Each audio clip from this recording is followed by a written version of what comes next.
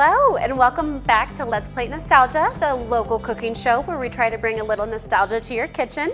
My name is Liz. I'm the client care manager at Synergy Home Care, and I'm also a home cook. Today we are at Carriage Crossing and we have two very special guests, not just one. We have Toby, our shining star, and I don't know why I just blanked on your name, I do that all the time, and then her daughter Ray. And they have a lot of education and wonderful things to teach us today about potato pancakes, also called latkes, which I had definitely been calling them latkes before this, so that's very good to know to start. And then they're also going to teach us about Hanukkah and things like that. So I am along for the ride with you.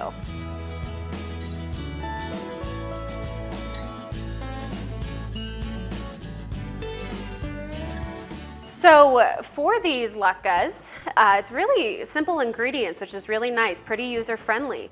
It's gonna be potatoes, eggs, onions, salt, matzah meal, and that's it.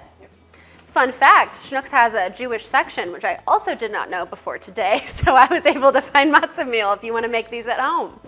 So the first step is going to be peel and cube the potatoes. So Ray, if you're ready, let's get started with that. I'm just gonna make a mess over here. And Ray, kind of give us the scoop. How many potatoes do you need for a certain amount of people?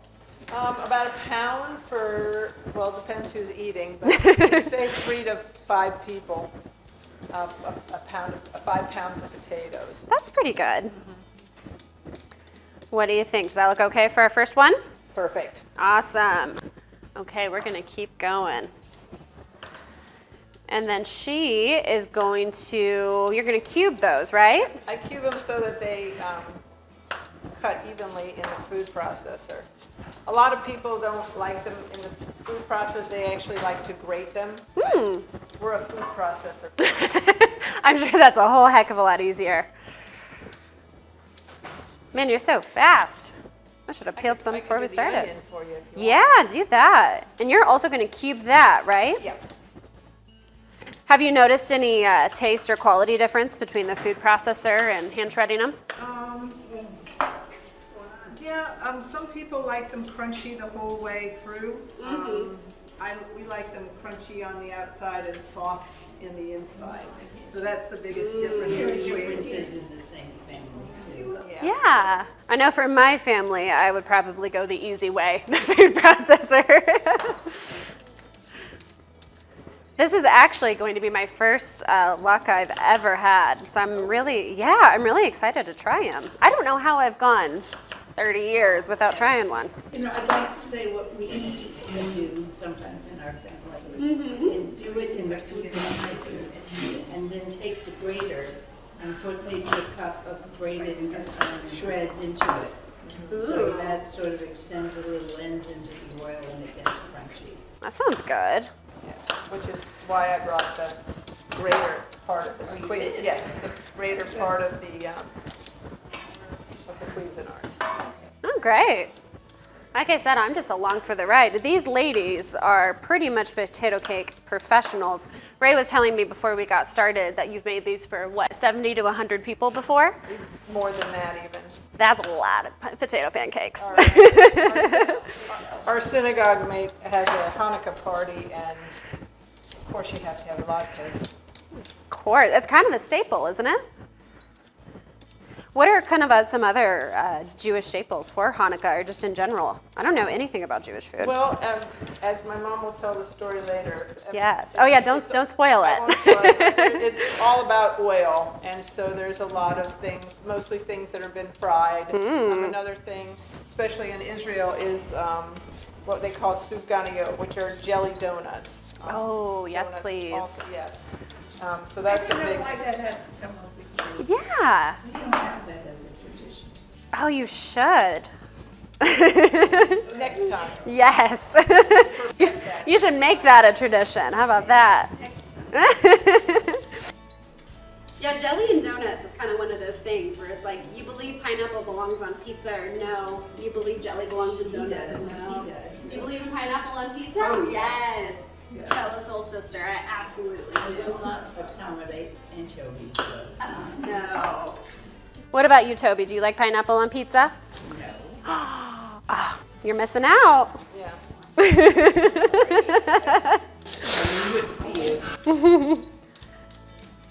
Man, I'm really working over here. You have the other peeler, I can help you. Yeah. Any idea where we put that?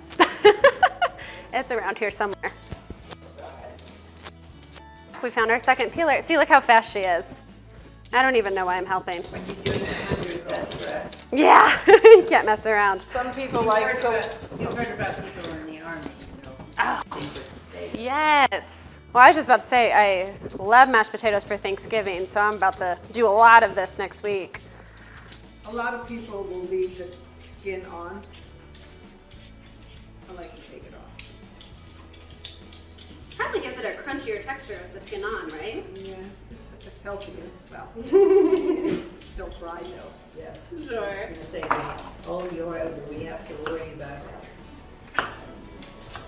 Yeah, if oil and frying things is kind of the main thing, then health is probably out the window. Well, the oil is the main thing in the story of Hanukkah, so. I cannot wait to hear that story. Yeah, and I don't know if you can see here, but they brought a lot of amazing things to show us today. Quite a few different menorahs.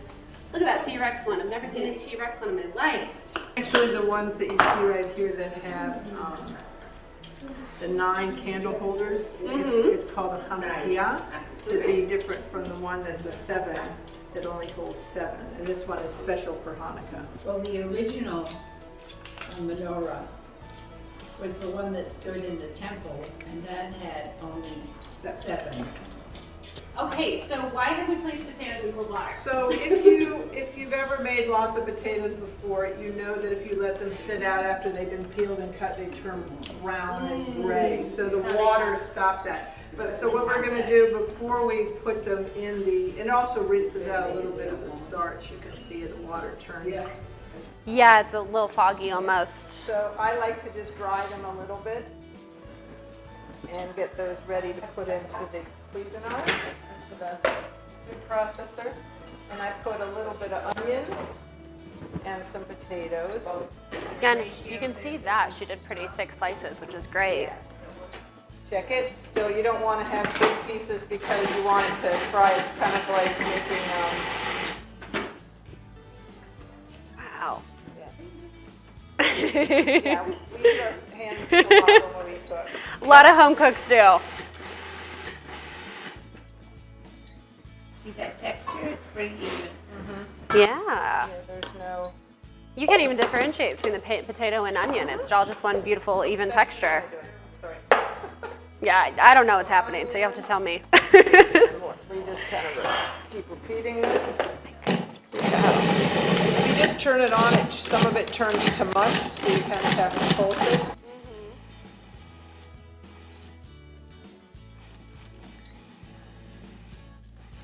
Yeah, because I'm sure if it's mushy, you're not going to get the right texture. It looks good Okay. here.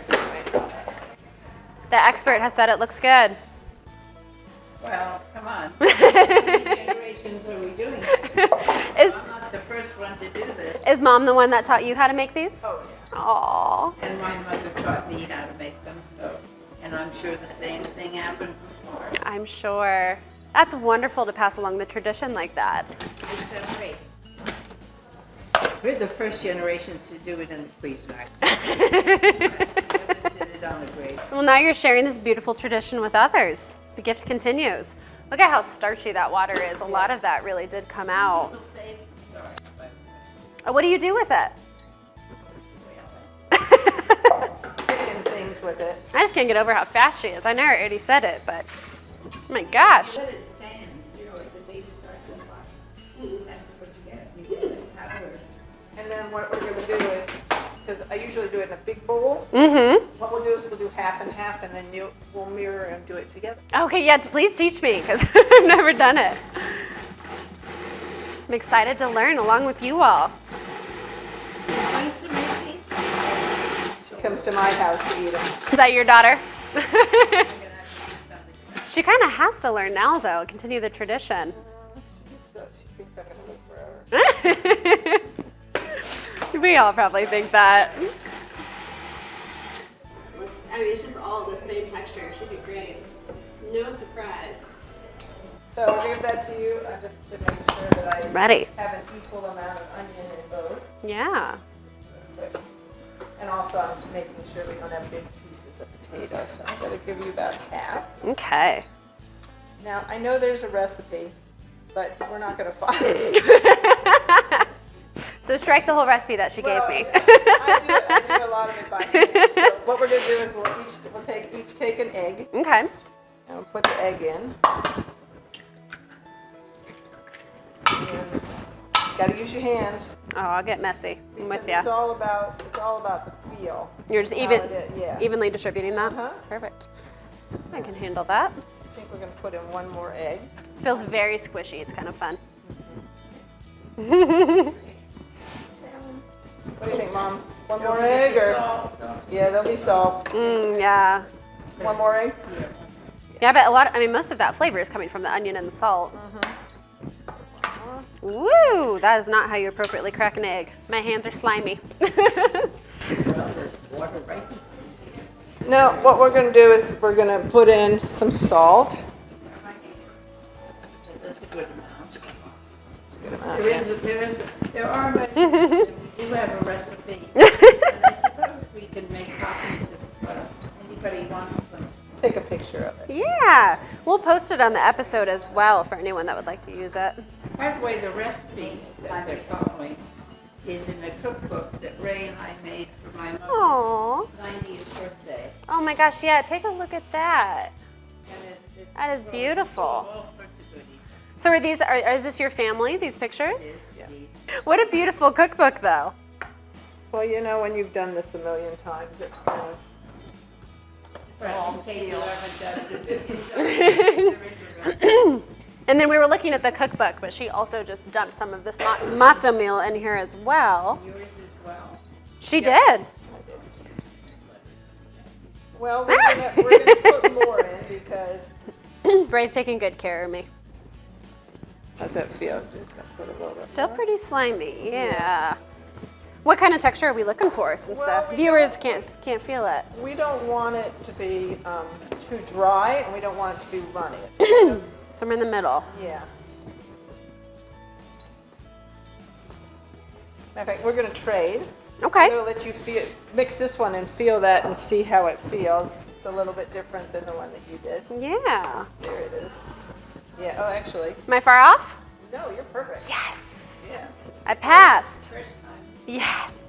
See, I do like to cook. Even though I have no idea what's happening right now, I do generally like to cook. All right. Now I'm gonna wash this real quickly. Yes, me too. Okay, so I use a spoon so I can try to get them as even as possible. You're gonna come in, put it in. So I'm off camera right now, but you really don't even have to form them ahead of time. That's really nice. Just, I mean, you're doing it in an orderly way, but you kind of just dump it in there. That's why I use, you use the same spoon each one. And This is not a traditional way to do this pot. There should be a frying pan. You have access. An aluminum frying pan that she had. That had for years and years. I don't think she ever used another one, just the aluminum frying pan. So you went from an aluminum frying pan and a grater Well, I've been to this and a stainless electric. frying pan. And I'm sure, Ray, do you use your iron? I use my cast iron. You know. Yeah. It's funny how that I guess you progresses. use what you got. Yeah. Well, and I'm sure some of that's personal preference as well. You want to get a nice even.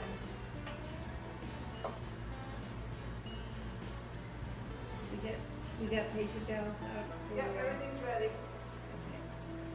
You've got, oh, there you go. You can see. You know, we the do it browning in oil, but then we try to take as much oil off of it as we can. Mm-hmm. Starting to look at, there you go.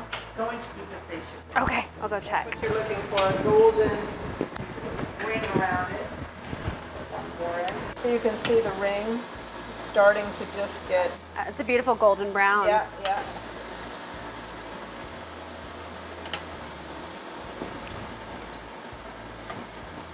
And I've never cooked on this stove before, so it's I'm used to cooking with gas, so we'll see how this works. You can see the first ones that I put in, they're starting to get nice and Yeah. crisp.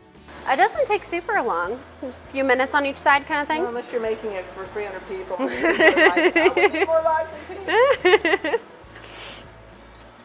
I don't even know when they started making them. What Double duck, No, the latkes. latkes. I think around, I was looking at a little bit about them before I came. It looked about the 14th century. Really? Yeah. But you know, that's just Google. Could have been a lot, could have been around a long time before that. We're not over with Google yet.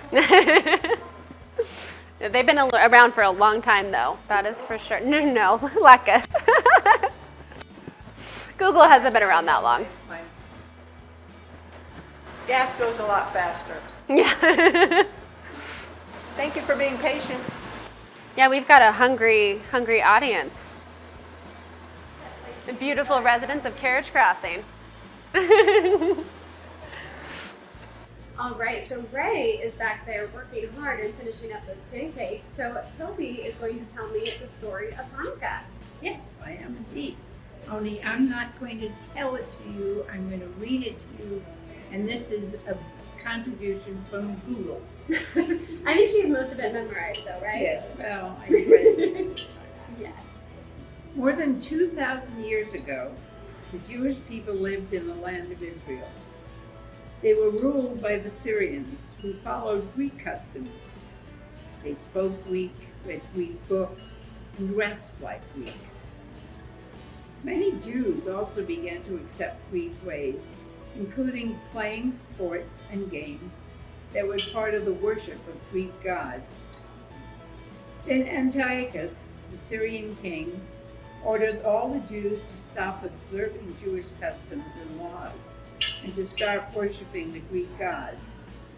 The Syrians desecrated the temple in Jerusalem, the holiest place of the Jewish people, by setting up Greek idols and sacrificing pigs. I'm going to interject something. Okay. Now, as you know, part of the Jewish religion is that we worship one God and one God only. We didn't have anything to do with idols. And these were people setting up idols in the holiest place in the Jewish religion. Also, we didn't approve the pigs, and pigs were being sacrificed in the temple. All really bad stuff. That's so sad. Anyway, Mattathias of Moedim led a revolt against the Syrians. He was joined by his 5 sons and other Jewish rebels. After Mattathias died, his son Judah became the rebels' leader and was known as Judah the Maccabee, or Judah the Hammer. His fighters were called the Maccabees. The Maccabees hid in the hills of Jerusalem. They knew the best places there to ambush the Syrian troops, who were much more numerous and more heavily armed. The Maccabees hid in the hills of Jerusalem. They fought hard for 3 long years. Finally, they drove Antiochus' army out of Jerusalem. The Jews destroyed the Greek idols, cleansed the temple, and relit its menorah, the candelabrum with several branches. On the 25th day of the Hebrew month of Kislev, they rededicated the temple to God. The Hebrew word for dedication is Hanukkah, which is how the holiday got its name. It is also called the Festival of Lights. Also, you may have noticed that the holiday skips around. It's never celebrated on one specific day of the year. That's because it's observed on the Jewish calendar, which is a lunar calendar, which is not quite the same as our calendar. So the holiday got its name, called the Festival of Lights. This is a representation of what the menorah looked like. I told you this appears on the Arch of Titus, which is in Rome. So it's essentially a photograph of what the candelabra looks like. But it only has 6 branches. Our menorah today has 8 branches because, when they found the oil for the menorah, it was only enough for 1 day, but it lasted for 8 days. Today, the Hanukkah candle lighting proclaims the miracle of the temple's restoration. Each Hanukkah menorah is designed to resemble the 7-branched menorah, but with 8 branches to symbolize the 8 days of Hanukkah, plus 1 extra, which is called the Shamas, right in the center there, which is the helper which lights the oven. Ichana, the story. So that's where the importance of the oil comes in then. That's where the oil comes from. Yeah. Oil, oil, oil. Everything is dripping with oil because that's where the miracle was. 1 day's oil lasted for 8. And we sing about that, talk about that, and that's very, very much part of the story. And when was your mother born? My mother was born in 1902. Wow. What day? Oh, she was born on the 8th day of Hanukkah. Yes. So when Wow. we celebrated as a family, we usually did it on the 8th day of Hanukkah. And well, my mother was born in a small city in Russia, and she was one of 8 siblings. Now, my grandfather was an expert in the forest. So he had to travel, and he was home twice a year. He was home for Hanukkah, and he was home for Passover, which are months apart. So every 2 years, there'd be another child at Hanukkah that was conceived in Passover, which made a very happy group. So these siblings were very, very happy. They each had a birthday on Hanukkah. So it was a fine old time, but it wasn't celebrated the way we celebrate it. There they had the menorahs and the latkes, but they didn't have presents. They had 2 kopecks, which were 2 pennies, shiny ones, and they each delighted. They thought that was a wonderful gift. Aww. So some things have changed since then. Yeah. And our kids have become accustomed 8 days, each day of presents. That's a lot of presents. That's nice. But that's our custom. That's not everyone's. Aww, that is beautiful. And it is one of the happiest holidays that we have too. Okay. I love that. You know what I also want to hear about? What? Is your dreidels. You brought dreidels today, the didn't you? dreidels, yes. I would love to hear. I'll do blue, and we'll divide these in half. Okay. 1, 2, 3, 4, 5, 6. 1, 2, 3, 4, 5, 6, 7, 8. Ooh, look at that. Perfect. Nice. Okay, this is a 4-sided top, essentially. A really very, very simple one. And it has 4 letters, 1 on each side, that say Nun. Oops, is that the Nun for you? The Nun, Gimel, Hey, Shin. A great miracle happened there. So we're talking about the oil again. All about the oil. Yes. And the Nun, you, Ray, help. Nun Get is nothing. the Good is nothing. Gimel is everything. Get. Hey is half. And Shin is Put foot. it. Put one in. Okay, so this will become obvious. Everybody has to ante one up. Oh. Everybody has to put We one have in to the make pot. it. Okay, 1 in the pot. I feel like you're going to beat me. You're a guest. Okay, so I just spin it? Is that the idea? Oh, that goes. beauty. Wow. Hey, that went longer than I expected. Okay, let's see what flavor goes. So I got Gimel. She gets it all. I get all 2 pennies? Yep. Yes. Come on back See, in. they're really excited about 2 pennies. I am excited about 2 pennies. Now everybody has to put Auntie back in again. Oh, dang it. I have to get one of my pennies back. Okay, your turn. Half. I get 1. And then you got to give it right back No. Yes. because of the ante. Oh, no. Oh, she doesn't? No, because there's one in there. Oh, Now you get half of it. lucky. We'll talk about later. I'd give half mine back. Good thing we've got Ray supervising. You know, well, she's been playing it more recently. Do you play this every Hanukkah? Oh, yeah. I love it. Okay, I got shin. Put in 1. Put in 1. Yes. There you go. I can remember that. There's some people who are so fancy, they can do it on the other Side side, down. but not. Oh my gosh. Gimel, get. Okay.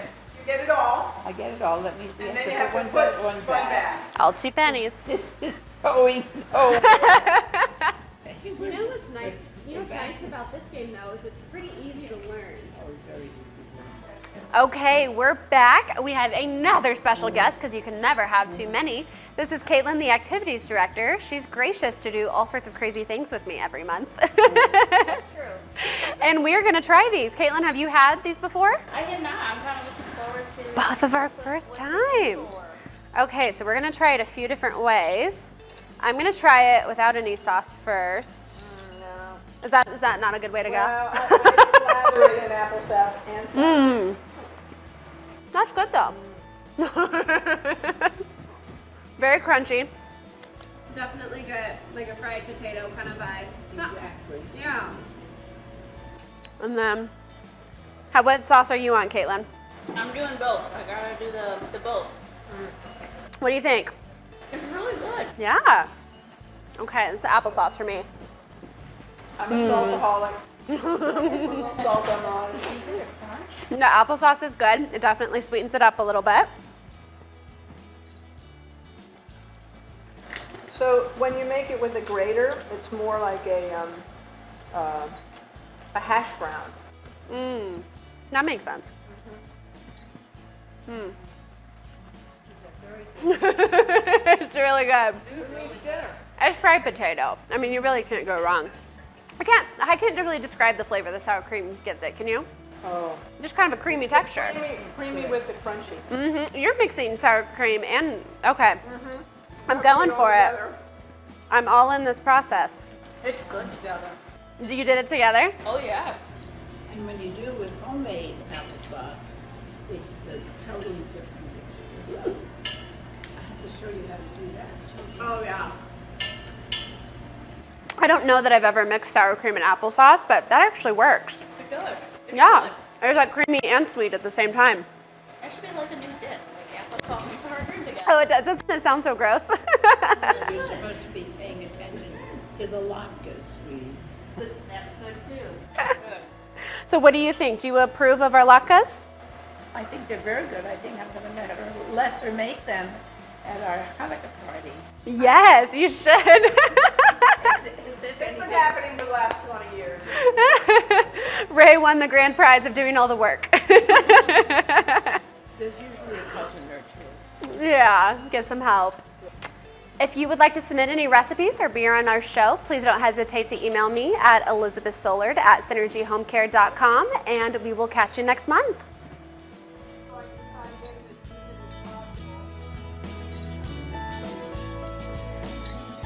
Do you just flip it upside down like this? No, you hold it like this. Okay. No. I can show you though the special way of Oh, cutting a please Dreidel. do. Oh my gosh. That's impressive. It's a quart-size top, essentially. A really very, very simple one. They found only enough oil to light the candle for one day. But the festival of the oil lasted for 8 days. Today, the Hanukkah candle... We're gonna go ahead and pause. Is there anywhere in town where you can get a good latke? Oh my gosh, nowhere? Gimel. So I get, right? You get the penny. But then You know I what you have to do. I have to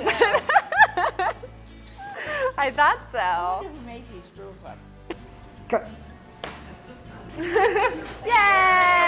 Cooking show! Well done, everyone! Thank you for tuning into WiseTV. We hope you enjoyed the show. This video can be accessed anytime on youtube.com. In the YouTube search bar, type in UPTV6 and look for their microphone logo. We hope you will join us again next week for more local, engaging content designed specifically for Champaign County older adults. Take care and stay safe.